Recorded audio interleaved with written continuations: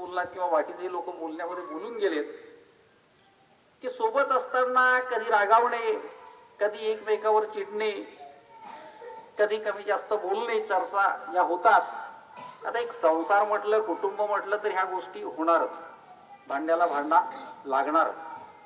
आणि जितकं वादविवाद आपण करू, जितक्या चर्चा आपण करू, या वादविवादामधून कधी कमी जास्त आपण बोलत असतो.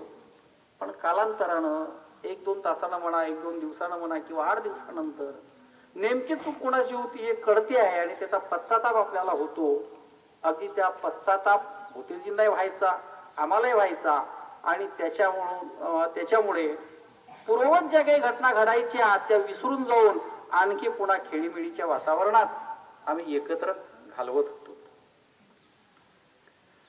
भूतेजीचा आणखी एक स्वभाव सर्वात महत्वाचा, खोटी गोष्ट त्यांना अजिबात पटत नाही. खोटी गोष्ट, जर एखादी गोष्ट खोटी असेल आणि तुम्ही जर ती खरी असल्याचा प्रयत्न करत असाल तर त्यांची तळपायाची आग मस्तकाला जाते. त्यावेळेस ते कुणाला पेलत नाही, कुणाचं ऐकत नाही. मी जे म्हणतो तेच खरं.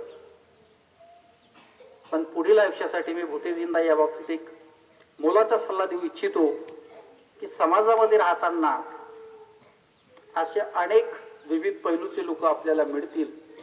सर्वांचं आपल्याला ऐकून घ्यावं लागते आणि कुणाचं काय आहे तो जर ऐकत नसेल तर एक माणूस मूर्ख समजून त्याच्याकडे दुर्लक्ष करायचं असते.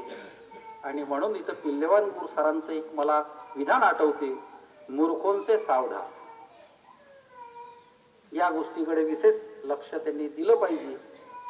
आणि त्यांची वयोमानाप्रमाणे चिडचिड होते ही गोष्ट खरी असली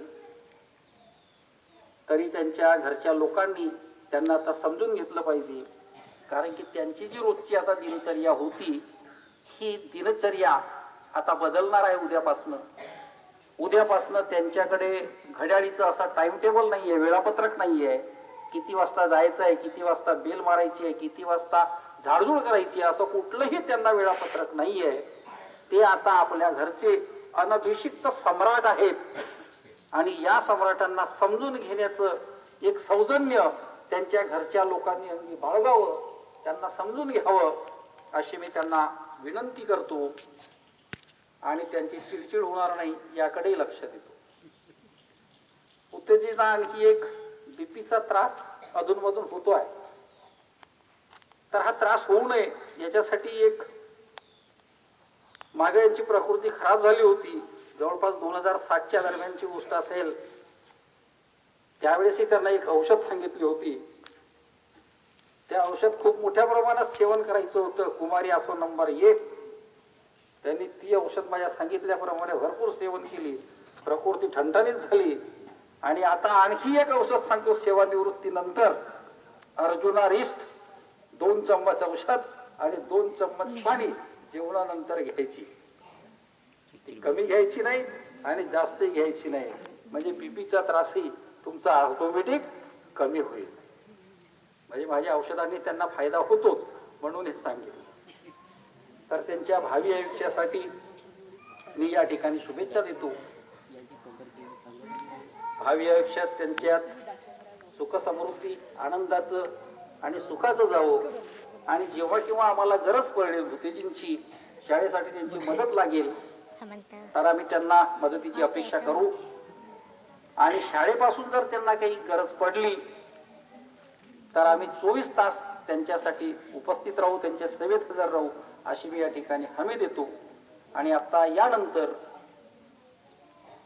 म्हणजे आदेश मी जरी आता देत असलो तरी तो 5:30 नंतर अंमलात येईल असं मी त्यांना शाळेमार्फत लेखी आदेश देऊन आपल्या शाळेच्या सेवेतून त्यांना आज 5:30च्या नंतर कार्यमुक्त करतो. आणि भावी आयुष्यात त्यांना सुख समृद्धीत जावो अशी शुभेच्छा देऊन मी आपले 2 शब्द बंद करतो. जय हिंद, जय भारत.